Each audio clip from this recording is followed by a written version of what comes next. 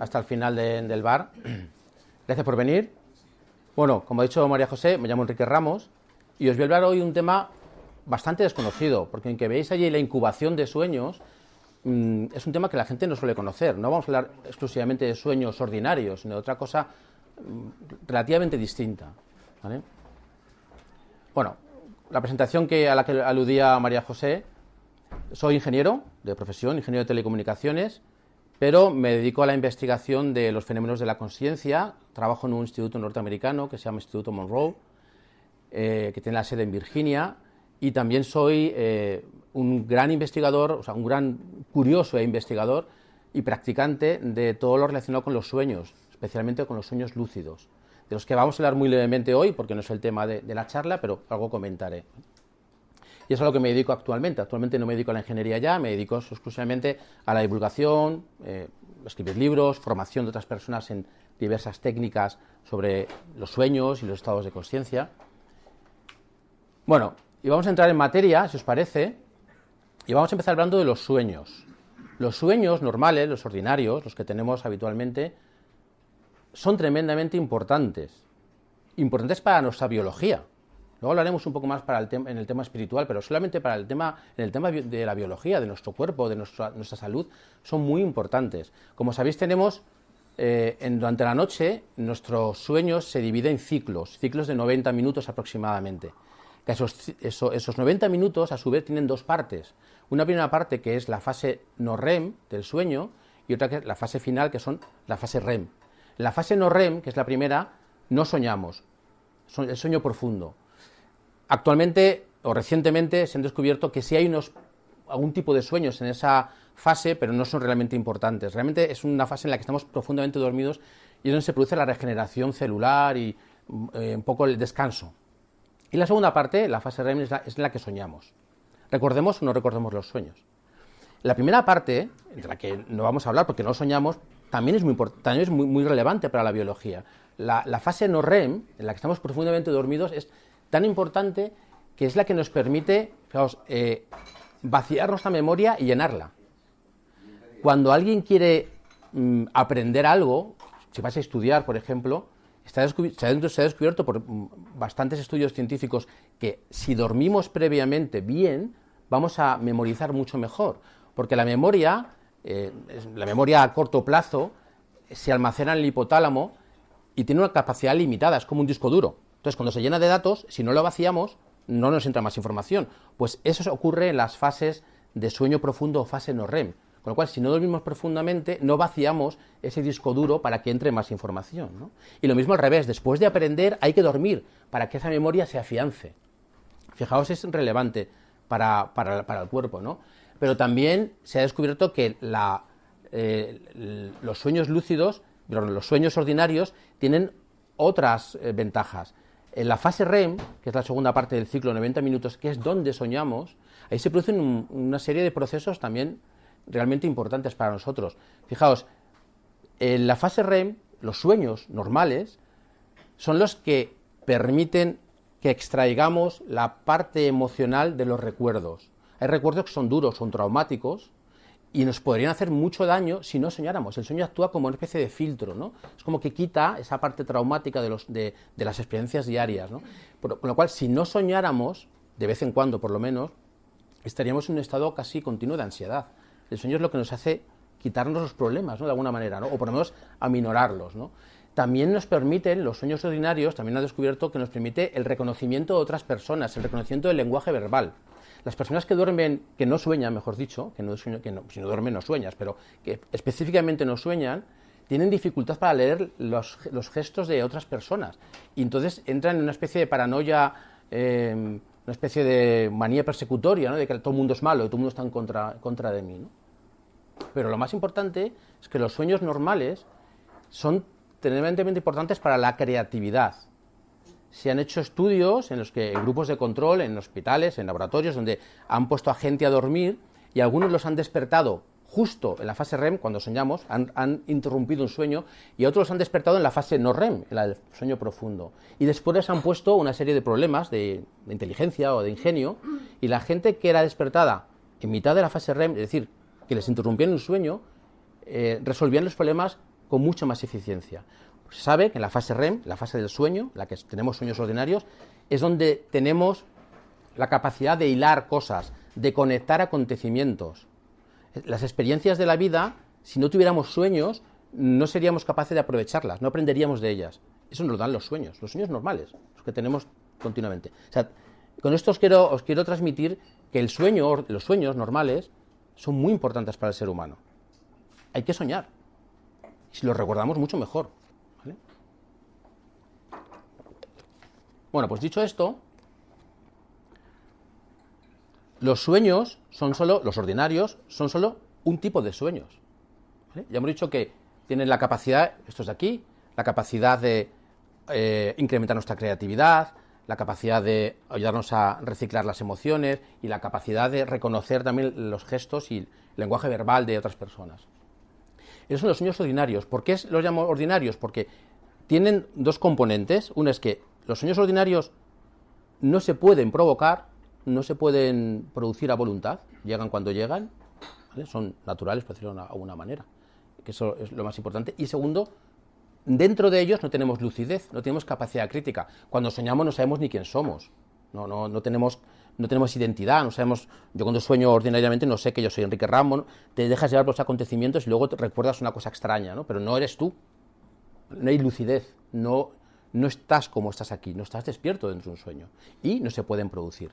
Pero hay la parte opuesta, que son los sueños lúcidos.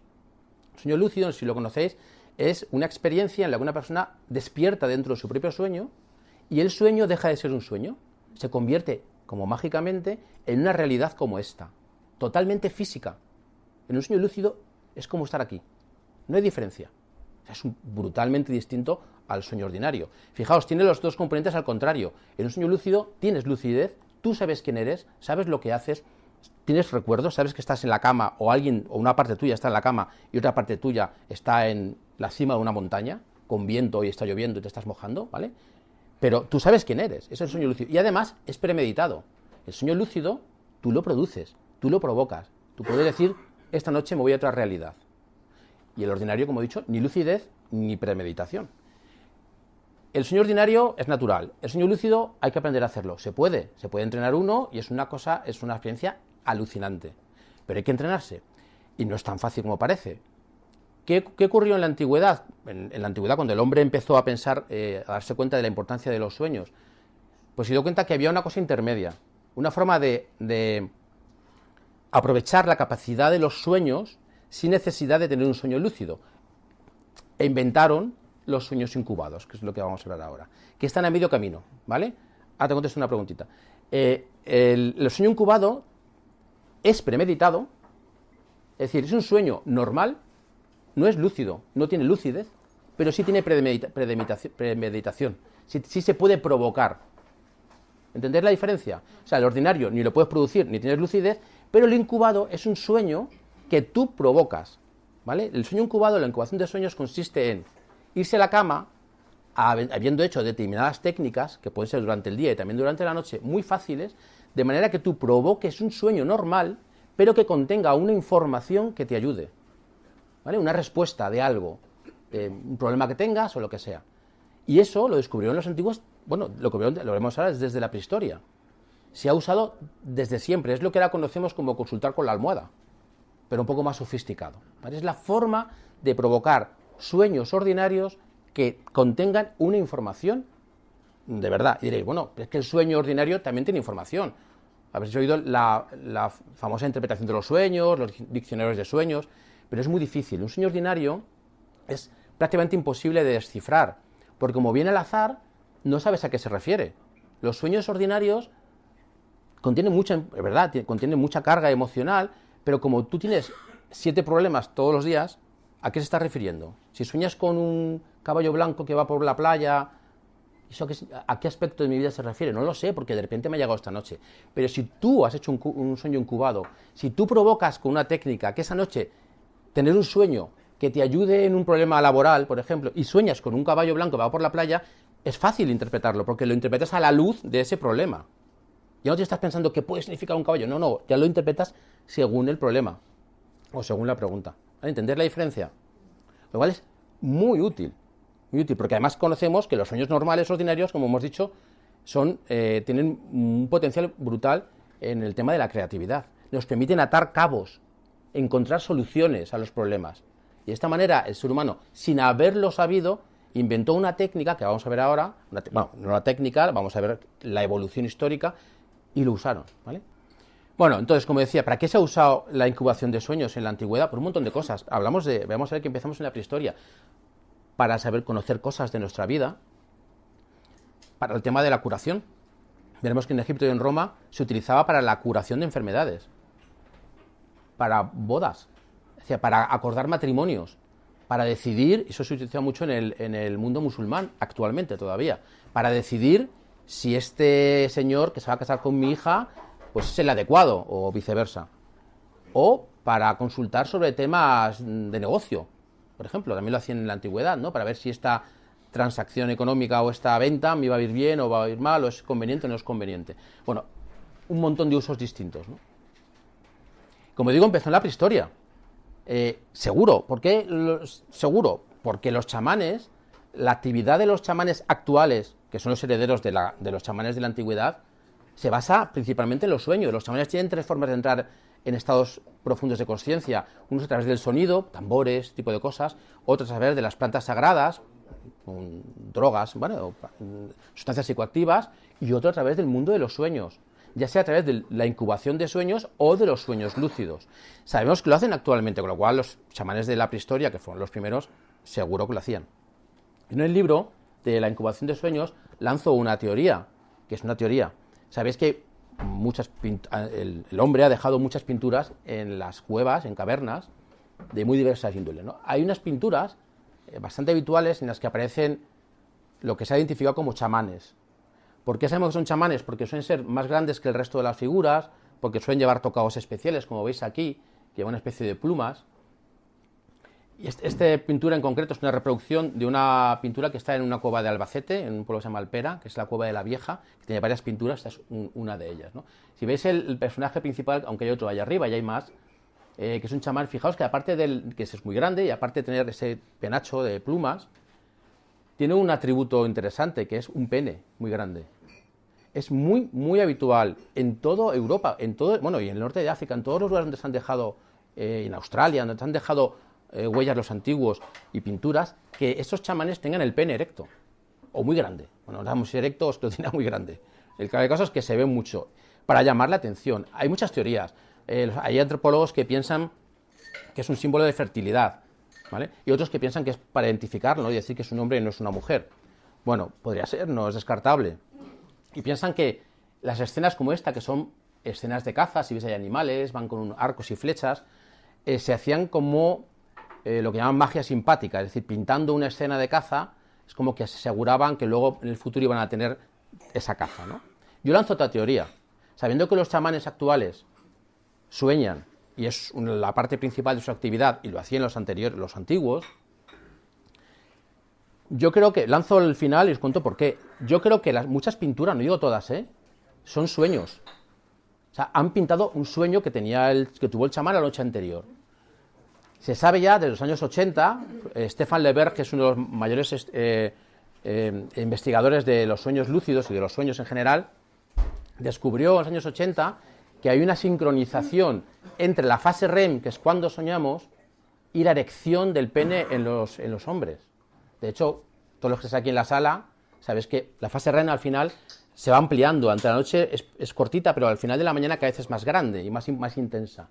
Sabemos todos los hombres que por la mañana pues nos levantamos en determinadas circunstancias de manera involuntaria, involuntaria. Y eso es prácticamente diario, por no decir siempre. Claro, imaginaos, si el hombre como masculino me refiero, el hombre, tiene una erección cada vez que sueña, independientemente del contenido, sea de lo que sea, no tiene que ser un sueño sexual. Es una reacción biológica. Imaginaos un antiguo, un chamán que tuviera esas experiencias que ahora sabemos que son sueños, pero en aquella época viviese en otra realidad y hacían cosas y volaban y no sé qué. Y cuando volvían comprobaban que qué casualidad de cuando por la noche paso a otro mundo, tengo el pene erecto. Y en algún momento relacionarían. Ya, hay una relación, esto es magia, el pene erecto es el símbolo de la puerta a otros mundos. Cuando tengo el pene erecto, soy capaz de viajar a otros mundos. Mi teoría, como experimentador de sueños lúcidos de hace 35 años, es que el pene podría estar simbolizando que es un sueño, que ese chamán está soñando. Y después de soñar con una escena de caza, al día siguiente va y lo pinta. ¿Para qué? Justamente para decir, bueno, como lo he soñado, ten en cuenta que los antiguos pensaban, eso lo sabemos también por los aborígenes australianos, que en el mundo de los sueños se origina todo. La realidad empieza en el mundo de los sueños y luego se traslada aquí, se solidifica, por decirlo de alguna manera. Entonces ellos dijeron, si yo he cazado en el mundo de los sueños, con plantarlo en la pared de la cueva, mañana tendré caza. Porque se ha originado todo en el donde se tiene que originar, que es en el mundo onírico. ¿Vale? Yo ahí lo lanzo en el libro, esa teoría, que no la ha contado nadie, pero no se puede demostrar ni esta, ni la de la fecundidad, ni la de la fertilidad, ni de nada. Porque no podemos hablar con ellos, evidentemente, ¿no? Pero tiene cierto sentido. ¿Vale? Bueno, pues como digo, hay muchos sitios en España y en otros lugares donde se puede comprar y donde creemos que se hacía incubación de sueños, en muchas cuevas. En el libro hablo de un par de ellos más, pero hay más, ¿vale? Están en Segovia, donde hay pinturas y que podemos identificar como chamanes, iba a decir un término un poco burdo, con el pene erecto, ¿vale? Y que puede considerarse que estarían soñando. Bueno, pero, claro, en la prehistoria, la incubación de sueños, esta provocación de un sueño con una información, se hacía en las cuevas. Pero pasado el tiempo, tenemos pruebas documentales, ya tenemos claro escritos. Pasada la prehistoria viene la historia, y tenemos escritos desde Sumeria, pasando por los siguientes imperios, el acadio, el asirio, en todos hay escritos donde sabemos perfectamente, sin llamarlo incubación de sueños, que hacían incubación de sueños. Se iban a la cama a buscar una respuesta en el sueño. Y ya no se hacía tanto en la naturaleza, se empezó a hacer en templos. Se empezó a hacer más Gracias, eso es, da igual. Bien. O sea, era algo bastante habitual bueno, como en todas las civilizaciones, empezó realmente, empezaron los nobles y los faraones y los reyes y fue pasando poco a poco al pueblo llano, ¿no? En Egipto tenemos bastantes datos de que se hacían los templos, no en todos, sino se utilizaban a determinados dioses, ¿vale? Empezaron a asociar esa llegada de información a algunos dioses que eran los que proporcionaban la información, ¿vale? Por ejemplo, en Saqqara, en Abidos, en todos estos complejos de templos, sabemos por pruebas documentales que se hacía incubación de sueños. Pero curiosamente, en Egipto, quería destacar que varios de ellos también tienen el pene erecto. Fijaos qué casualidad. Hemos pasado de la prehistoria, en esa teoría que el dios Bes, que era enano, un dios enano, que además se ponían estatuillas en las camas para también evitar pesadillas y para tener buenos sueños, era un dios que traía sueños incubados, al que se le pedía un sueño con determinados rituales y luego te llegaba la información. Y se le presentaba con el pene erecto. Pero lo mismo Osiris, tiene una historia que no vamos a contar, el mito de Osiris, que probablemente lo conoceréis, también tiene una historia con el pene erecto y que usualmente también era un dios al que se le invocaba, por decirlo de alguna manera, para obtener la información. Al final, no sabemos, ya veremos al final de dónde viene esta información, pero en la antigüedad pues le atribuía a los dioses, ¿no? Los más importantes de la incubación de sueños en Egipto fueron probablemente Isis y Serapis, aunque Serapis es de la época, siendo puristas, es de la época, bueno, es griego, pero de la época ptolemaica, de la época en la que la influencia griega era total en Egipto, ¿no? A partir del siglo IV antes de Cristo, más o menos. Pero son egipcios, lo quiero meter aquí, lo podría haber metido en Grecia y Roma, que fueron mucho más importantes todavía que en Egipto en el tema de la incubación de sueños. Isis fue tremendamente popular. Había muchos templos en todo el Mediterráneo donde la gente iba a dormir para tener un sueño de Isis que le diera una información sobre un problema. Y lo mismo con Serapis. Serapis era un dios que se le representaba con una serpiente y con un cesto de mimbre en la cabeza, como que veis ahí.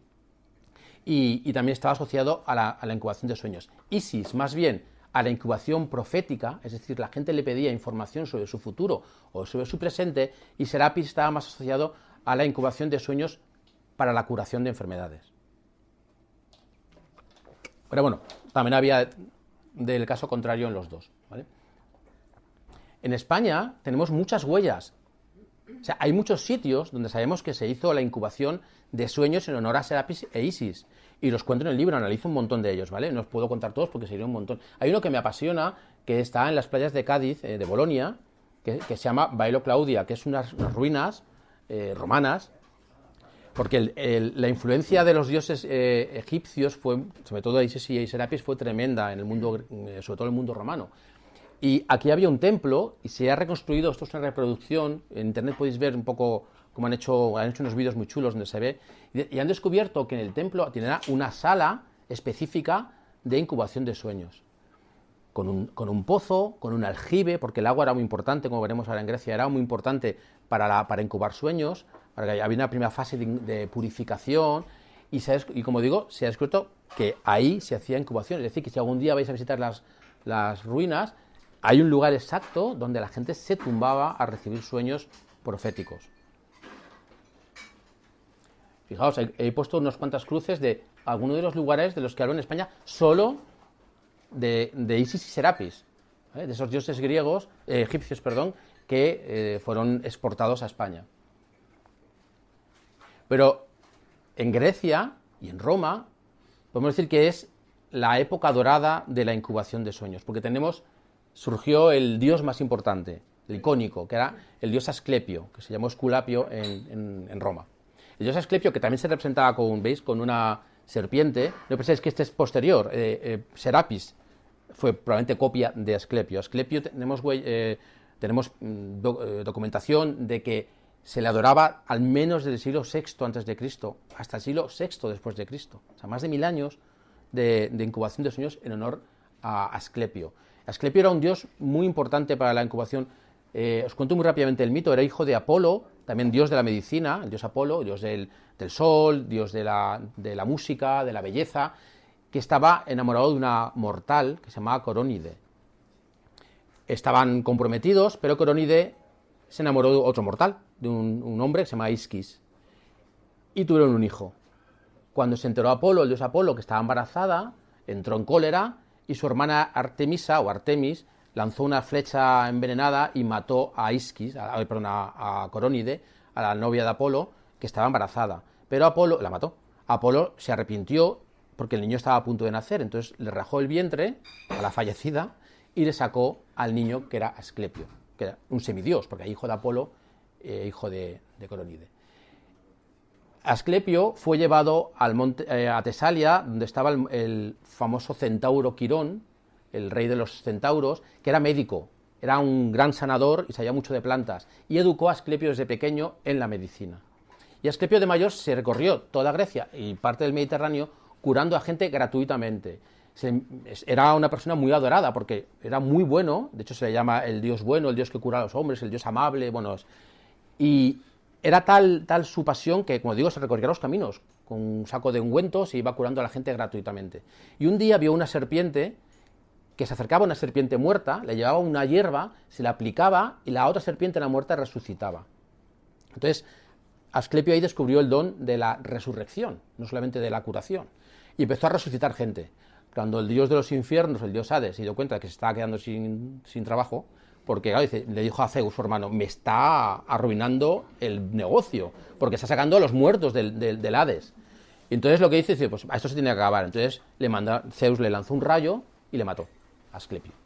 Lo mató, pero también se arrepintió y le puso unas estrellas, como la constelación de Ofiuco, y le declaró el dios de la curación. Y a partir de ahí empezó la incubación de sueños en Grecia.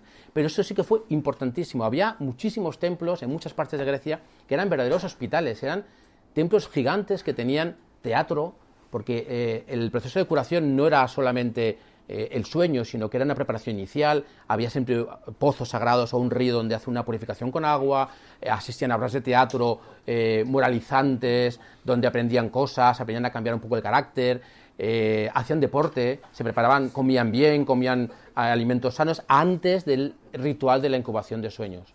Luego llegaban al momento, hacían las ofrendas en el templo, pagaban a los sacerdotes, claro, y luego, después de la ofrenda, inscribían en una tablilla o en un pergamino la pregunta o el problema que tenían. Lo guardaban en la mano y se iban a dormir a un dormitorio comunal que se llamaba abatón, donde dormían todos juntos, charlaban también de sus experiencias anteriores, si habían ido al templo o no, y bueno, pues dormían esperando que se apareciera Asclepio.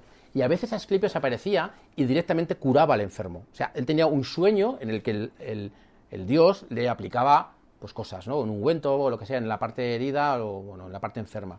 y se curaban, al día siguiente se levantaban, o se curaban el mismo día, las mañanas siguientes, o se curaban a los pocos días, ¿no? Y luego dejaban escritos en tablillas que se han conservado y se han descubierto en las excavaciones. Hay muchos testimonios de muchísimas curaciones, ahora veremos. A veces eran los animales de Asclepio. Asclepio tenía varios animales totémicos que pululaban por los templos. La serpiente era el más importante, pero también perros. Gorriones, gallo, pues especialmente perros y serpientes estaban en el abatón. La gente dormía y las serpientes pasaban por encima. Eran serpientes sagradas, son serpientes no venenosas, evidentemente. Una especie muy concreta, consagrada al dios Asclepio, que no eran venenosas. Y a veces tenían la experiencia de que la propia serpiente, al pasar por el cuerpo, pues producía algún tipo de sanación, ¿no? De curación. Bueno, esto es lo que cuentan, ¿no? O a veces el dios Asclepio le enviaba un mensaje de que tenía que cambiar de comportamiento. Y la persona lo hacía y luego, pues al cabo del tiempo, se curaba o bien en el templo o bien después en su casa. Y había veces que no tenían ningún sueño.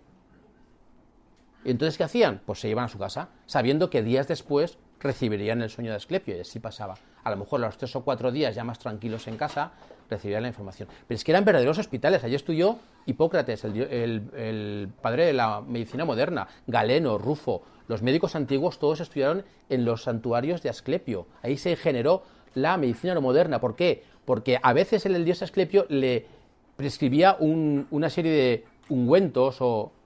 Bueno, el Asclepión es el nombre que se le da a los templos de Asclepio. Veis ahí a la gente cómo está tumbada, son representaciones de cómo estaban, ¿no? La gente se tumbaba a dormir, los sacerdotes por ahí pululando, y el dios Asclepio, la estatua siempre cercana a donde iban a dormir, ¿no? Fijaros, estos son testimonios que hay miles. Tenser Sicenán estaba afectado de epilepsia. Fue al Asclepión de Pérgamo cuando se le apareció el dios y le preguntó si quería cambiar la enfermedad presente por otra. Le dijo que sí y tuvo ataques de fiebre cuartana, pero quedó libre de la epilepsia. O sea, iba con una enfermedad y le dijo, te la cambio por otra. Dijo, vale, se la cambió, pero se quedó libre de la otra. Esos son testimonios reales, que se han encontrado en tablillas. O a Juliano, afecto de tuberculosis, que expectoraba sangre y no tenía esperanza, el dios le prescribe tomar semilla de pino del altar triangular y tomarla con miel durante 3 días. Fue curado y presentándose al pueblo dieron gracias delante del pueblo. Este tipo de recetas se quedaban almacenadas en los templos. Y gente como Hipócrates, que ya tenía un pensamiento ciertamente racional, empezó a analizar, ¿y por qué? ¿No será que funciona? ¿No será que la miel mezclada con no sé qué? Y ahí empezaron a salir recetas farmacológicas un poco más complejas. Y Hipócrates aprendió mucho de hecho, su padre era sacerdote de Asclepio, y su abuelo también. Ahí empezó la medicina moderna. Habiendo desarrollado una úlcera, la última, atroz en el dedo pequeño, fue curada por el dios que en una visión le ordenó se aplicara la parte abrasiva de una concha pulverizada junto a un ungüento de rosa y una pomada de aceite y malva. Y así curó. Habiendo visto este prodigio del dios en el sueño, me mandó transcribir esta visión. O sea, hay un montón de testimonios como este, ¿no? En el que la gente... Y hay algunos investigadores que dicen, historiadores, que dicen que... No me acuerdo el nombre, lo pongo en el libro, es uno muy concreto que dice que los ha estudiado muy en profundidad, que no podemos asegurar que fueran ciertos, pero que él se los cree, ¿no? Porque tienen como mucha veracidad, ¿no? ¿Qué necesidad tenían de decir esto si no era así? Probablemente por cada uno que se curaba, otros 400 pues iban a casa exactamente igual, ¿no? Pero bueno, si ocurría esto, pues a lo mejor hay que creérselo, ¿no? En Valencia tenemos también muchos lugares donde se hacía la incubación en honor a Asclepio, porque, como digo, los romanos le llamaban Esculapio y llevaron su culto y sus santuarios hospitales por todo el Mediterráneo. No había ninguna ciudad portuaria del Mediterráneo que no tuviera un santuario de Asclepio, porque claro, imaginaros, antiguamente la vía de comunicación más rápida era el mar, y a las ciudades portuarias llegaba mucha gente después de travesías muy largas y llegaban enfermos. Entonces lo más inmediato era ir al santuario de Asclepio a pedirle un sueño para que le ayudara. Y además recibían tratamientos de parte de los sacerdotes médicos, ¿vale? Nos han quedado muchas palabras de la época de Asclepio, del culto de Asclepio, en el lenguaje moderno. Por ejemplo, los sacerdotes de Asclepio se llamaban terapeutas. Fijaos si la palabra nos ha llegado. Los bancos donde se tumbaban para dormir y esperar el sueño de Asclepio se llamaban clinae, ¿vale? De reclinarse, hay muchas palabras, y viene la palabra clínica de ahí también, ¿vale? O sea, los hijos de Asclepio, una hija de Asclepio se llamaba Panacea, que es la que todo lo cura. La otra era Higinia, Higia o Higinia, que era de bien higiene. Es la que se dedicaba a limpiar, era la que limpiaba los instrumentos y tal, la diosa, la hija de Asclepio, ¿no? O sea, nos han quedado muchas cosas de aquella época en el lenguaje moderno. En Valencia tenemos uno de los templos más importantes, si no veis, tenéis que ir a verlo, bueno, son ruinas, evidentemente.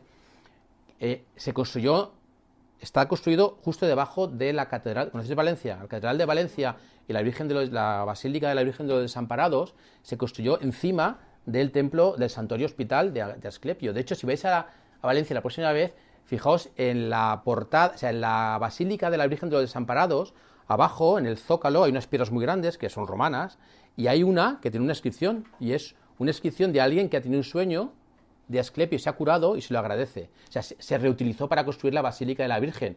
Se arrancó de las ruinas, ¿vale? Después hubo un templo visigodo, o sea que hubo una continuidad, era un sitio sagrado. Ya tenemos encima la Catedral de Valencia y el Santo Grial, por cierto. Pues en España tenemos un montón de lugares asociados con Grecia y Roma en el que se hacía la incubación de sueños. Los romanos eran unos viciosos de esto. Había algunos que es que iban todas las semanas al templo. O sea, cualquier cosa había, claro, serían hipocondríacos probablemente, ¿no? Pero tenían cualquier cosita y se iban, ¡ay, que me duele la garganta! Sí, hay uno que se llama Arístides, que además escribió muchas cosas, y es que se iba todos los días, ¡ay, que no puedo! Era orador, y ¡ay, que no puedo que sea fónico! Se iba, ¡ay, no sé qué! Y le encantaba, tenía un bono en los santuarios, ¿no? Entonces había gente, claro, pues imaginaos, es que era la forma, no había una medicina, bueno, aquí ya empezaba, pero era la forma también, y a él le funcionaba, si a él le funcionaba, repetía porque le funcionaba, si no, no lo hubiera hecho, ¿no? Pero también lo practicaban los celtas, como veis, casi todas las culturas. La diferencia es que los celtas no lo practicaban en templos, lo practicaban en plena naturaleza. Ellos lo practicaban junto a cromlechs, a dólmenes, a círculos de piedra, estas cosas, ¿no?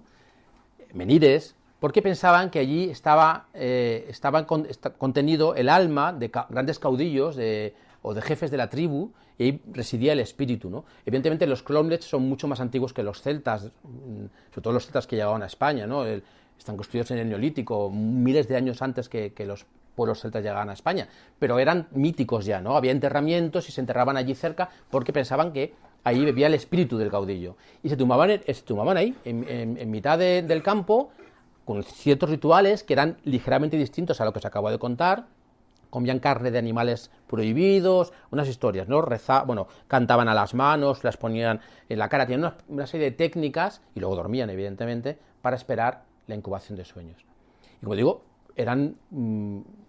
tenían una tradición que era independiente de la romana, aunque evidentemente romanos y celtas llegó un momento en que entraron en contacto y hubo una mezcla, ¿no? Los romanos incubaban sueños en honor de los dioses celtas y los celtas en honor de los dioses romanos, ¿no? Al final hubo una mezcolanza ahí. En España, sobre todo con la península ibérica, había dos dioses a los que se le pedía la incubación de los sueños. Uno era endobélico, que era más de la parte portuguesa, como un santuario que se llama San Miguel de Mota, que ahora sustituyó a Endobélico, era un santuario de Endobélico y ahora es a San Miguel, que también veremos, está asociado a la incubación de sueños.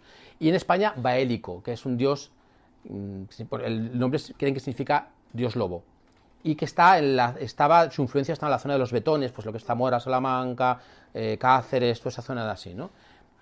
Pues en Cáceres hay un sitio, hay muchos, pero en Cáceres hay un sitio que tienes oportunidad, está a mitad del campo, es bastante difícil de encontrar, se llama el lecho rupestre de Ceclavín. Es una cama labrada en piedra celta. Si os fijáis, tiene una almohada, ¿lo veis ahí? Sí. Ahí se tumbaba la persona y aquí se sentaba vamos a llamarlo druida, el interpretador del sueño, ¿no? El sacerdote. No tenemos muy claro quién interpretaba los sueños en el mundo celta. Sí, en el mundo griego había personas especializadas, ¿vale? Que tenían, o nirocritas se llamaban, que tenían la capacidad, tenían la sabiduría para interpretar los sueños. Pero aquí no tenemos muchos datos, ¿no? En España sobre todo, porque en España no había druidas como tal. Sí, en Irlanda, en Inglaterra, pero en España había otras figuras y no lo tenemos muy claro. La cosa es que se sentaría ahí al lado de la persona que se ponía a dormir. Por ahí no se ve bien, aquí hay otra piedra y por ahí circulaba un río, es un cauce que ahora está seco, pero circularía agua, ¿no? Que también es sagrada, era importante para la incubación de sueños. Pero me parece espectacular. O sea, esta pieza es una cama de piedra. También hay en Galicia, En Galicia hay un montón llaman lechos rupestres, lechos de piedra, en el que se hacía con la cama de San Guillermo, la cama de Santa Isabel, en Pontevedra, donde se hacían también incubación de sueños, donde la gente se tumbaba a pedir cosas, ¿no? A veces a pedir también, por ejemplo, un hijo, ¿no? Las parejas que no eran fértiles, a pedir, pues eso, una solución para su infertilidad, ¿no? En este caso, en Galicia hubo una cosa, eso se extendió el cristianismo. Cuento una historia en el libro muy, muy curiosa, que en un caso en concreto el obispo tuvo que dar por cerrado esa tradición que venía de los celtas, porque la gente ya iba allí a hacer de todo, claro. O sea, decían que ahora vamos a pedirle al santo, a San Guillermo, que nos conceda un hijo, pero vamos a ayudarle. Por si acaso no funciona. Entonces, en las camas de piedra, en los lechos de piedra, se hacía algo más que dormir, ¿vale? Entonces eso lo cortaban de raíz. Y hay un montón, ¿ves? Hay que cruces en Galicia, hay muchos sitios. En el libro hablo de cada uno de esos sitios, he hecho una investigación bastante profunda de dónde, que no se ha hecho nunca, dónde en España, relacionado con cada una de las civilizaciones o culturas, se ha hecho este trabajo de petición de un sueño. Aquí no voy a entrar, voy a ir muy rápido. También los musulmanes y los hebreos, ¿vale? En la Biblia, en el Antiguo Testamento, tenéis un montón de historias de patriarcas que pedían a Dios que se comunicaran con ellos a través de los sueños. Está en el judaísmo, ¿vale? La comunicación a través de los sueños, siempre que es provocado, es un sueño incubado. Si el sueño viene solo, es un sueño normal y no vale. Vale solo si lo provocas, si le pones la intención de que te dé una solución, si no, no sirve para nada. Y en el mundo musulmán también, como os he dicho, Marruecos, Bosnia, hay unos países en los que se sigue practicando, es una cosa más istikara, es una tradición que tienen, entre otras cosas es tener información a través de la producción de un sueño a voluntad. Son muy reverenciados los sueños en el mundo musulmán. Lo que pasa es que en el mundo musulmán se reinterpretan a través de determinados libros que se han escrito hay un libro del siglo VIII después de Cristo de interpretación de sueños musulmán, y todo se interpreta a través del Corán, ¿vale? De los símbolos del Corán, tiene una forma específica de interpretación, ¿vale? ¿Vamos de tiempo? Y llegamos al cristianismo, ¿vale? ¿Qué pasó en el cristianismo? Imaginaros, vamos a poner en situación. Tenemos Grecia y Roma, que estaban en todo el Mediterráneo. Llegó el cristianismo, al principio eran 4 matados, los pobres, y fueron creciendo, y hasta el siglo IV más o menos empezaron a ser relativamente importantes. Claro, la incubación de sueños era muy popular, todo el mundo iba a los templos de Asclepio, de Isis, de Serapis, incluso de Júpiter, de las ninfas. En Orense hay un sitio de las ninfas de incubación de sueños, en la ciudad de Orense, pero la gente estaba acostumbrada y de repente les obligaban a cambiar, bueno, a todos, a muchos les obligaban a cambiar de religión, ¿no? Y al final, bueno, pues se iban a quedar sin esa. Entonces, ¿qué hizo el cristianismo? En muchos casos sustituyó, ya lo sabéis, dioses paganos o dioses antiguos por santos y, bueno, por la Virgen y Jesús, que al final ocupaban el mismo espacio geográfico, el mismo templo, lo destruían y ponían la iglesia encima. Y destruyeron muchas tradiciones, pero no pudieron destruir la incubación de sueños. Era tan popular que tuvieron que aceptarla. Y en el cristianismo, hasta hace muy poco, hay lugares en el Mediterráneo, incluso en Grecia se sigue practicando en las iglesias. Pero en España se ha perdido. Había costumbre antiguamente de ir en las romerías, de una virgen o lo que sea, y dormir en el templo, a esperar una curación o a esperar una información. Hasta hace muy poco tiempo en España, hablo de pocas décadas. Creo que ya no se hace, no tengo noticias. Pero no pudieron evitarlo, entonces hubo una sustitución. Santos como San Miguel, bueno, es un arcángel, Cosme y Damián, Ciro y Juan, San Andrés, San Pedro y San Pablo, San Demetrio, San Hipólito, San Julián, un montón de santos fueron permitidos o fueron adscritos, ¿no? La Iglesia les permitió funcionar como dadores de sueños, en las iglesias, por supuesto, con un ritual distinto. Se hacía una misa, la gente luego hacía una especie de peregrinación por la propia santuario, el propio santuario de aquellos del que el santo, el que fuera, por ejemplo, San Cosme y San Damián, y luego dormían cerca de las reliquias. Cuanto más cerca, más pagabas. Claro, cuanto más rico, incluso podías tocarlas, ¿no? A esperar que tuvieras un sueño en el que los santos aparecieran. Como digo, hay un montón de ellos. Uno de los más famosos fueron Cosme y Damián, que eran médicos en el siglo III después de Cristo, y fueron martirizados porque eran cristianos, y ahí todavía había una lucha, bueno, eran bastante perseguidos allá los cristianos, y Cosme y Damián eran médicos de profesión. Fijaros, casualidad, Asclepio era médico, cogen a otros médicos, ¿no? Para que sea lo mismo, ¿no? Para que la gente, bueno, no puedes incubar en honor de Asclepio, pero venga, estos también eran médicos, bueno, venga, vale. O sea, la gente al final acababa aceptando las cosas y al final, al cabo de las décadas, pues lo asumían y ya está, ¿no? Bueno, pues estos estaban en Constantinopla, tenían una iglesia enorme, enorme que también actuaba como los Asclepión. Tenía lugares para descansar, tiene un montón de gente trabajando, tenían también baños, o sea, es decir, eran complejos. El emperador Justiniano se curó de una enfermedad y amplió eso, que era un emporio. Estaba en Constantinopla, lo que es ahora Estambul. Bueno, pues Cosme y Damián eran de los más importantes, se escribieron muchos milagros de ellos, igual que esos papiros, esas inscripciones que os he explicado antes de Asclepio, pues también hay de lo mismo que se llaman, ya se me dio la palabra, luego me acordaré, tiene un nombre concreto, la recopilación de milagros de los santos sobre las incubaciones de sueños, taumata. Os voy a contar uno muy particular. Este cuadro es un cuadro de Fernando del Rincón, o Francisco del Rincón, ahora no recuerdo exactamente. Está en el Museo del Prado, es del siglo XVI. Si lo podéis visitar, es muy bonito y bastante grande. Este cuadro refleja uno de los muchísimos milagros, pero fue muy famoso. Estos son Cosme y Damián, ¿vale? Los médicos santos. Mucho después de su muerte, claro, siglo IV, tercero o IV, y estos siglo XVI. Este era un sacristán de Roma que tenía gangrenada la pierna. Y entonces se encomendó a San Cosme y a Damián y con la técnica cristiana de incubación de sueños se fue a dormir con la esperanza de que le ayudaran. Entonces se fue a dormir, como veis está así dormido, lo refleja el cuadro, y entonces le vieron la pierna tan mal que dijeron hay que amputarle y ponerle una nueva. Y entonces se fueron al cementerio y encontraron un etío, dicen que es un etíope, una persona de raza negra o raza oscura, y como estaba muerto, le cortaron la pierna la tenía bien y se la pusieron. ¿Veis que tiene una pierna negra? ¿Vale? Y para no dejarle cojo al muerto, le pusieron la gangrenada al etíope o a la otra persona, ¿no? Estaba muerta. Se despertó por la mañana y el sacristán tenía una pierna sana, negra, pero sana. Y ese milagro se refleja aquí. Pero fijaos, se reflejan dos. Hay dos milagros. Y os explicaré por qué. Si veis aquí no se ve muy bien, porque estáis lejos, en el rincón se ve un señor sentado y durmiendo que le sale una serpiente de la boca. ¿Lo llegáis a ver? Que forma parte de otro milagro. Este era un campesino que venía del campo, se quedó dormido y se le metió una serpiente, una culebra en la boca. Y entonces no podía sacarle, se iba a morir. Y se encomendó a San Cosme y San Damián, se quedó dormido para incubar un sueño y se la sacaron. ¿Vale? Fijaos, tenemos en España un lugar, no sé si conocéis Orense, la ciudad de Orense, tiene una capilla, si volvéis a ir, que se llama la capilla de San Cosme y San Damián, que es renacentista del siglo XVI, y tiene en un lado de la puerta, no tenéis ni que entrar, tiene el médico, el cirujano que encargó, financió la capilla, una escultura. Arriba tenéis a San Cosme y San Damián, y en este lado de la puerta tenéis exactamente la reproducción de este milagro. Ese aldeano que tenía la serpiente en la boca y que se durmió para que se la sacaran los santos Cosme y Damián. Es la capilla, es la capilla de Cosme y Damián.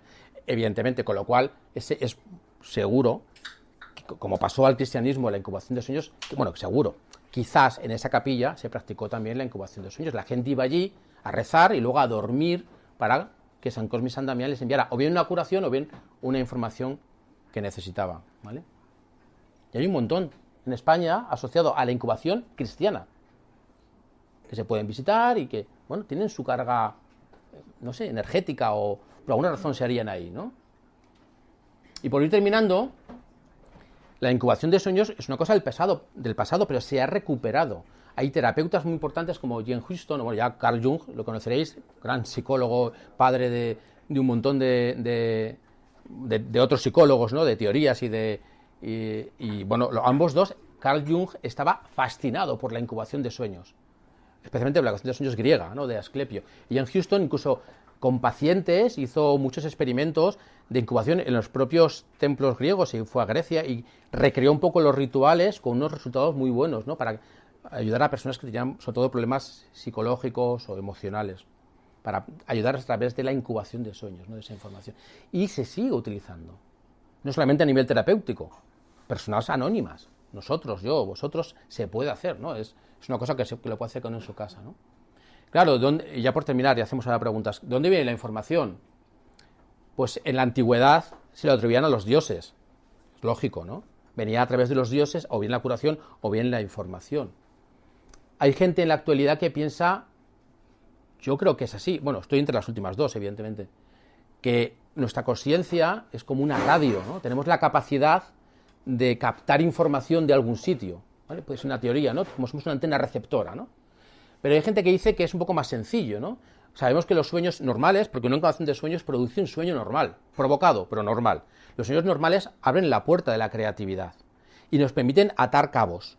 ¿Quién nos dice que un problema para el que no encontramos una solución, a través de ese sueño, como tiene un gran poder creativo, consigue que nos demos cuenta de oportunidades, de puertas que están abiertas, de las que no nos damos cuenta, porque estamos obcecados con una solución en concreto o con cualquier otra cosa, y gracias al sueño atamos cabos y decimos, leche, si la solución es esta, ¿no?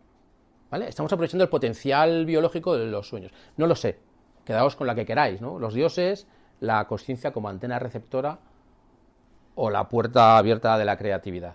Pero la cosa es que funciona, ¿vale? Pero es que ya nos lo decían los abuelos, ¿no? No te preocupes, vete a dormir y consúltalo con la almohada, de mañana tendrás la solución, ¿no? Es un poco esto, ¿no? Pero si uno encima hace ciertas cosas, por ejemplo, en el libro, en el último capítulo, le dedico a actualizar, mejor dicho, actualizo las técnicas, o toda la técnica griega de incubación de sueños, en la actualidad, cómo se hace, cómo luego se interpreta el sueño. Porque no es fácil, pero hay ciertas técnicas, ¿no? Se puede hacer actualmente. Y poco más. Como dice el Principito, haz de tu vida un sueño y de tu sueño haz una realidad, que es lo que permiten los sueños realmente. Bajar de allá nuestros deseos y cumplirlos aquí, de alguna manera. ¿Vale? Y poco más. Ahora preguntas si queréis. Muchas gracias. Pues aunque, a ver, me puedo crear enemigos, pero para mí no tiene ningún sentido la interpretación de los sueños. Sobre todo los ordinarios, ¿eh? Sobre todo, lo que no tiene ningún sentido son los diccionarios de sueños. No valen para nada. Porque la única manera de interpretar un sueño es con tus códigos personales. Mira, cuando he mencionado la serpiente en los templos, a mí me encantan los reptiles. Cuando estoy allí en el pueblo y veo esas culebras, a mí me da mucha rabia que las maten. A mí me gustan mucho los reptiles. Tampoco voy a tener uno en casa. Pero tú has puesto una cara de asco, ¿verdad? Entonces, si a mí, en un sueño, me aparece una serpiente, no va a tener el mismo significado que para ella. Probablemente para mí sea sabiduría. O yo qué sé, o cualquier otra cosa. Para ti es algo maligno, por lo menos, ¿no? Claro, entonces, ¿de qué sirve decir, a ver, ¿qué significa una serpiente? No te sirve de nada. Eso no es verdad. O sea, los diccionarios no valen para nada. Pero si tú encima no has provocado el sueño, sino que llega de repente esta noche, como tienes varios problemas en la vida, a lo mejor, o circunstancias, a lo mejor se refiere a una cosa menor, no a la más importante. Ahora, si tú incubas un sueño, lo provocas, sabes que lo que te va a decir se interpreta en virtud de o sea, a la luz de ese problema, con lo cual es muchísimo más fácil. Lo que pasa es que la erección, bueno, lo sabéis los hombres, la erección siempre existe por las mañanas y no has tenido por qué tener un sueño erótico, ¿vale? La historia de los incubos y los súcubos, ¿sabéis lo que son? Bueno, son espíritus medievales, demonios medievales. Bueno, en la Edad Media era muy famoso hablar de ellos, ¿no? Que supuestamente atacaban por las noches a hombres y mujeres, eran espíritus masculinos o femeninos, y los violaban, por decirlo de alguna manera. Y está más asociado a la parálisis del sueño, y quizás a los sueños lúcidos, ¿vale? Porque esas historias siempre, cuando las lees, siempre la persona está como atrapada, no se puede mover. Y eso es típico de la parálisis del sueño, que es un fenómeno, una patología del sueño que le ocurre a muchas personas, ¿no? Pero no está asociado exclusivamente con el deseo sexual. De hecho, la persona es violada, o sea, es obligada, con lo cual no tenía ese deseo, ¿no? Eso es un sueño lúcido, se llama falso despertar, en la terminología del sueño lúcido. El sueño lúcido, como digo, es una experiencia en que tú te despiertas, te haces consciente dentro del sueño y de repente todo hace... Se queda como fósil, o sea, como físico, y ya estás, es como si estuvieras teletransportado. ¿Ves esas películas del espacio que te metes en una cámara y apareces en un sitio? Pues eso es un sueño lúcido. Y luego todo es real, ¿vale? Tú estás en el sueño lúcido, imaginaos, yo llevo 35 años haciendo sueños lúcidos. Cuando yo decido volver, o se acaba, porque a veces se acaba, tengo que volver aquí porque se acaba la lucidez, tú vuelves a la cama, ¿no? Entonces, te despiertas y haces tu vida normal. Haces cosas y de repente algo no encaja. Y cuando ves que no encaja, te das cuenta y vuelves a la cama. Has confundido la realidad de vigilia, tu despertar normal, con un falso despertar. Has despertado dentro de otro sueño lúcido. Eso cuando tú lo sabes, pero imagínate que tú no haces sueños lúcidos, o sea, no los provocas, sino que tú de repente entras en un sueño lúcido muy poquito tiempo, de manera espontánea, y de repente pasas a una realidad que es réplica de tu habitación, estás en un sueño lúcido, pero como es tan real, crees que te has despertado físicamente. Y eso lo llamamos en los soñadores lúcidos falso despertar. Es una experiencia muy chocante, porque claro, si me ha pasado muchas veces, sigue pasando, cuanto más soñador lúcido eres, a cuanto más practicas, más te pasa, cuanto más frecuencia, más falsos despertares tienes, luego te acostumbras, pero claro, si tú te despiertas, o sea, si tú estás en una realidad y dices, y haces tu vida, desayunas, te haces en la cama, y de repente dices, pero esto aquí pasa algo, aquí hay un mueble que no lo he comprado yo, de repente, ¡pum! Si te has dado cuenta que has sido capaz de vivir durante horas o minutos y no estabas físicamente despierto, te empiezas a plantear, ¿qué es la realidad? ¿Cuál de todas las realidades es verdad? ¿Esta, la otra, todas? Pues ninguna. Por eso el falso despertar tiene mucho valor, por esto, porque te hace darte cuenta que todas las realidades son iguales. Nada, o sea, la incubación de sueños era a pelo. Tomar cosas ya es otra cosa, ¿vale? Son estados de conciencia, pero la incubación de sueños sabemos, bueno, a ver, en Sumeria no hay datos porque no hablan de nada. Por ejemplo, en Sumeria tenemos datos de que se hacían camas, la cama, como el colchón, lo rellenaban de plantas mágicas, ¿no? Para ellos, pero no se las tomaban. Pero en Grecia, en Roma, nada, no hay ningún, todo esto era absolutamente natural. Es una pregunta muy buena porque la gente piensa que tomaban, no, y algún autor que no ha investigado lo menciona, quizás tomaban, no, es que no hay ningún, todo lo contrario. Si acudes a cualquier persona, pocas que han estudiado este tema, te dirán que es que no hay ninguna prueba, todo lo contrario. Ellos lo decían, que era un proceso completamente natural, es soñar, pero provocar el sueño previamente. No tomaban nada. En el libro hablo de eso. En la parte de la prehistoria hablo de ese tema, porque evidentemente el lugar que elegían no era al azar. Es mi opinión, esto no se puede demostrar porque científicamente no hay, pero sí que hay cositas. A ver, donde hacían, en cualquier época, donde hacían, por ejemplo, en cuevas, ¿no? O sea, hay cuevas que tienen mucha carga de hierro, que producen campos electromagnéticos, que afectan al hipotálamo, al lóbulo frontal, no sé qué. Eso sí está demostrado. Corrientes de agua que producen iones positivos, iones negativos en función de, ¿vale? Eso también afecta a la consciencia, está también totalmente demostrado. Cuarzo, la presencia de cuarzo. El cuarzo también afecta, nos afecta también en diversas cosas. Determinadas tierras. Por ejemplo, en la época celta, ellos utilizaban los menires, ¿no? Muchos menires tienen, como os he dicho antes, mucho hierro y magnetita, ¿no? Entonces, eso afecta, si tú estás cerca muchas horas, afecta a tus estados de conciencia. Entonces, por supuesto que los antiguos tenían una sensibilidad especial que hemos perdido. Una sensibilidad para encontrar lugares que ahora sabemos que tienen influencia por determinadas razones, ¿no? La hipoxia, por ejemplo, lugares con poco oxígeno, las cuevas muy profundas, ¿no? La falta de luz, como también, todo eso modifica los estados de conciencia y ayuda a tener una experiencia más intensa. Y cuanto más incómodo, mejor. Si duermes muy profundamente, sueñas poco. Si estás incómodo o incómoda, vas a dormir más ligero, más ligera, y eso va a producir que recuerdes más los sueños, ¿no? Entonces, había un conjunto de circunstancias que, por supuesto, los antiguos no analizaban como lo analizamos ahora. Ellos decían, uy, aquí pasan cosas. Me gusta ese sitio, pasan cosas. Y se quedaban allí, y en el caso de los celtas lo hacían porque era plena naturaleza, pero en el caso de los griegos romanos plantaban un templo, porque los tenía. O sea, yo desde muy pequeñito tenía sueños lúcidos espontáneos. Lo que llamamos ahora es lo mismo, para que no confundáis, bueno, es mi opinión y la de la mayoría de los expertos, El sueño lúcido es lo mismo que el viaje astral y que la experiencia fuera del cuerpo, es lo mismo, ¿vale? Es el mismo término, o sea, digan lo que digan. O sea, el que diga lo contrario no lo puede demostrar. Es que si tiene experiencia, tiene que saber, es que es exactamente lo mismo. O sea, lo que hago yo, vale, ¿cómo quieres llamarlo? ¿Proyección astral? Pues proyección astral, pero es lo mismo, ¿vale? Yo de pequeño tenía esas experiencias espontáneas. Entonces, era tan alucinante lo que me pasaba que yo intentaba descubrir, ¿no? Y primero, pues con información, lo poco que había, y leyendo y tal, pero era muy pequeñito, 8 años, 10 años, y poco a poco, más información, luego ya sabía mucho inglés, luego ya podía acceder a literatura en inglés, y yo la pasión de mi vida se convirtió en controlar los sueños lúcidos y utilizarlos para explorar.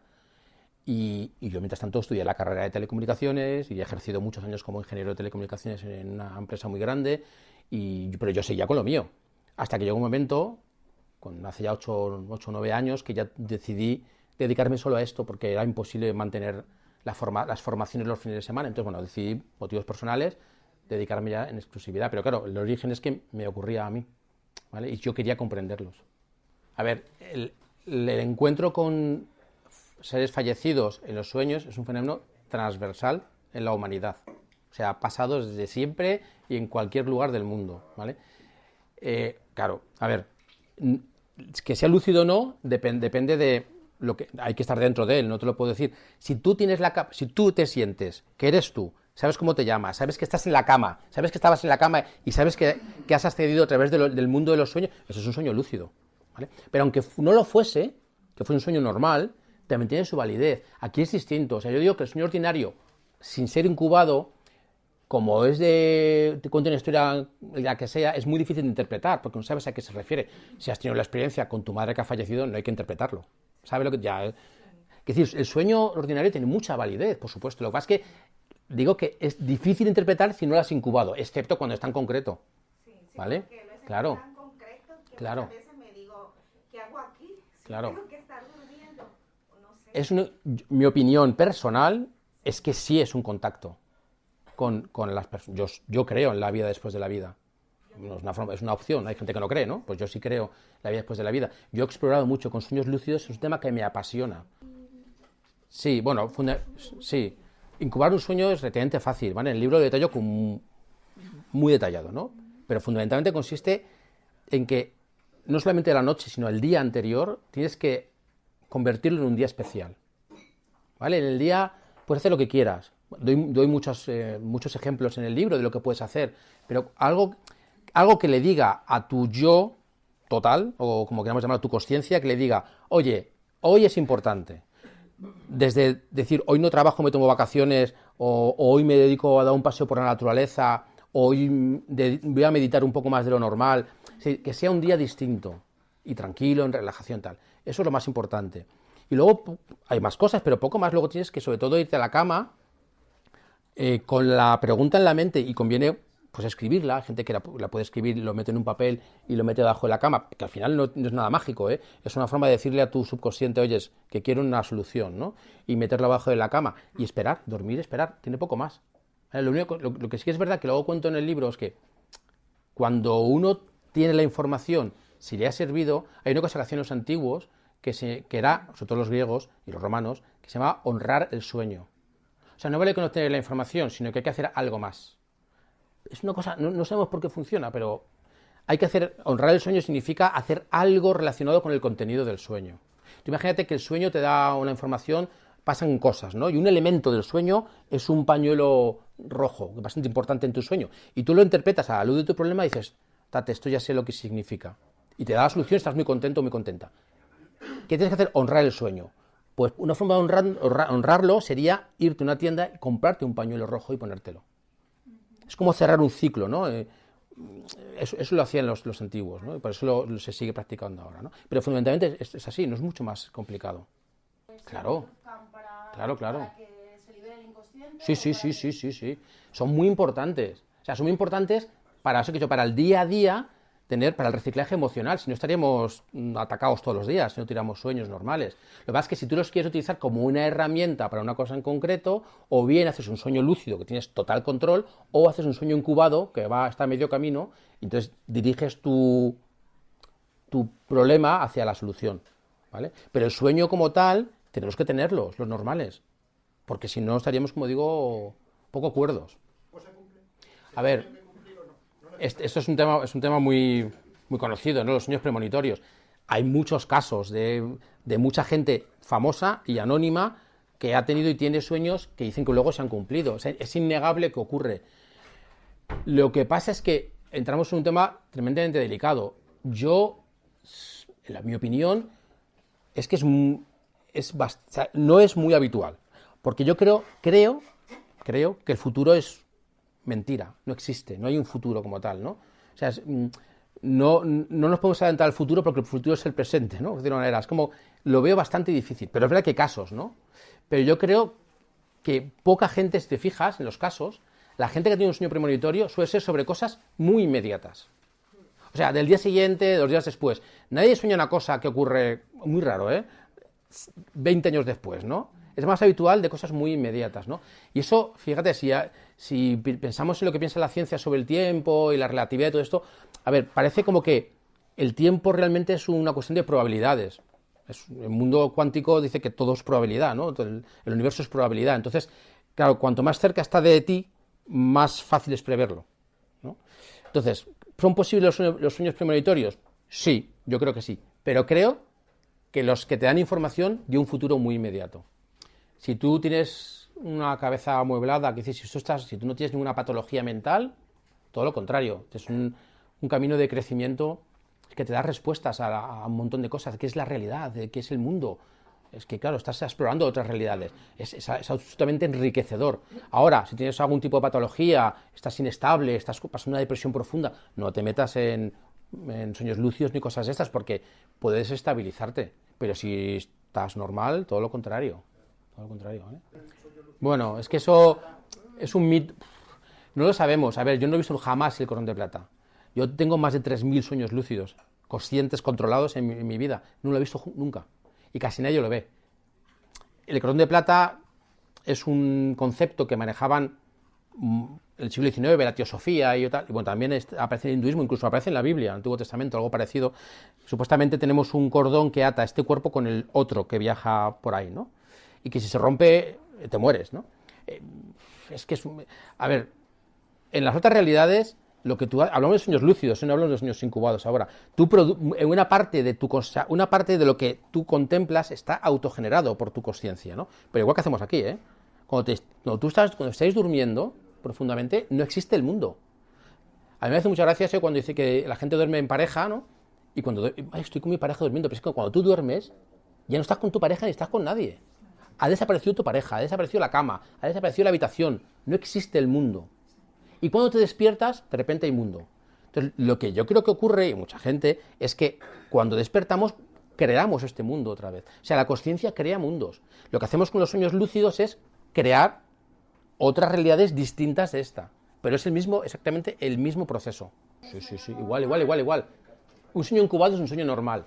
Lo que pasa es que el sueño, como digo, el sueño normal sin incubarlo, por decirlo de alguna manera, te cuesta más, pero si tú ya tienes un sueño normal al azar y le encuentras el significado, fenomenal. O sea, es el mismo tipo de sueño, ¿eh? No es que sea un sueño distinto. Claro, eso es lo que me parece. Es el mismo sueño. No he entendido el concepto porque en el mundo onírico al final es lo mismo. Claro, Lo induzcas o no lo mismo. Lo que pasa es que al inducirlo, sabes por dónde va a ir el significado, sabes de qué va el tema. Cuando no, pues puede ser... Pero si tú lo tienes claro porque estás tremendamente preocupada por una cosa y te vas a la cama con ello, es que al final lo que estás haciendo es incubarlo. Sin pensar... Claro. Esa intención que pones acaba produciendo la incubación. Potencialmente podrías tener un sueño incubado que fuese un poco... No tiene por qué, ¿vale? Porque al poner la intención, tenemos un mecanismo de... Es decir, todos queremos lo mejor para cada uno, ¿no? Yo creo que si pones la intención... A mí nunca me ha pasado, ¿eh? Pero si te vas preocupado o te vas agobiado. Sí, pero hombre, siempre que incubas un sueño, algo preocupado estás, porque si no, no pedirías una respuesta. Entonces, pero no suele producir una pesadilla simplemente la preocupación. Al revés, tú estás esperando sanación, quiero decir, estás esperando curación, en cualquier sentido, no físico, sino estás esperando que se solucione. Entonces, es raro que te produzca una pesadilla. Claro. Sí. Las pesadillas, sí. Las pesadillas pueden ser patológicas, ¿eh? Yo tengo alguna pesadilla, pero hay gente que es todas las noches. Y hay gente que tiene que ir a terapia, con un psicólogo, porque todos los días tener pesadillas es... Pero eso depende mucho de la carga que tengas tú en la cabeza, Claro. También pasan a lo mejor Sí. lúcidas, las pesadillas. Sí, te pueden... Sí, una pesadilla puede conducir a un sueño lúcido, sí, podría. Yo nunca he entrado de esa manera, pero potencialmente sí. Claro. A ver, no hay documentación en todos este recorrido histórico que os he dicho que hablen de comidas especiales que tomaban, salvo los celtas, que tomaban, pero era algo más espiritual, ¿no? Algo más religioso, tomaban carne de animales prohibidos y tal, pero salvo esto no hay información sobre la comida. Pero es verdad que si tú quieres hacer un sueño incubado tienes que soñar. Entonces todo lo que sea perjudicial para el sueño no lo hagas esa noche. Por ejemplo, cenar pesado o cenar muy cerca de la hora de dormir, el alcohol, pues esas cosas, drogas, evidentemente. O sea, que sea lo más natural posible y que tengas un sueño normal, lo más regular que puedas. Totalmente de acuerdo. O sea, cuando yo he dicho que la interpretación de los sueños no se puede hacer con un libro, me refiero a que, lo que he dicho antes, es un código personal. tenemos primero un código personal, la serpiente. Para mí y para ti no significan lo mismo. Pero luego hay códigos culturales, ¿no? Por ejemplo, en España, ¿no? Que tenemos ciertos símbolos que compartimos. Hay códigos extranacionales. Y luego es verdad que hay ciertos símbolos que son universales, lo que llamamos, lo que dices tú bien, arquetipos, que es de lo que hablaba Jung, ¿no? Es cierto. Y eso sí que se pueden interpretar para todos igual, pero son los menos. Lo que yo quiero decir es que cuando tienes un sueño, en el sueño hay un montón de cosas. Hay mezcla de códigos personales, de códigos culturales nacionales y de arquetipos. Pero si solo interpretas el arquetipo, te queda un montón de información que no descubres. ¿Sabes lo que te quiero decir? Con lo cual, no te sirve de nada acceder a un diccionario de sueños que te intenta interpretar todos los símbolos de acuerdo a lo que una persona ha inventado o no ha investigado, lo que tradicionalmente, y no te sirve. Pero es verdad que hay determinados símbolos que son totalmente universales. Es decir, por ejemplo, a ver, yo qué sé, perdonadme, una vagina, pues probablemente sea bastante universal el significado, ¿no? Maternal, yo qué sé, hay cosas que a todos nos producen las mismas sensaciones, ¿no? Y entonces sí que valdría estudiar esos símbolos arquetípicos para ayudarte a interpretar tus propios sueños. Pero tienes que ser tú. Lo que me refiero es que no lo haga otro, porque va a fallar seguro.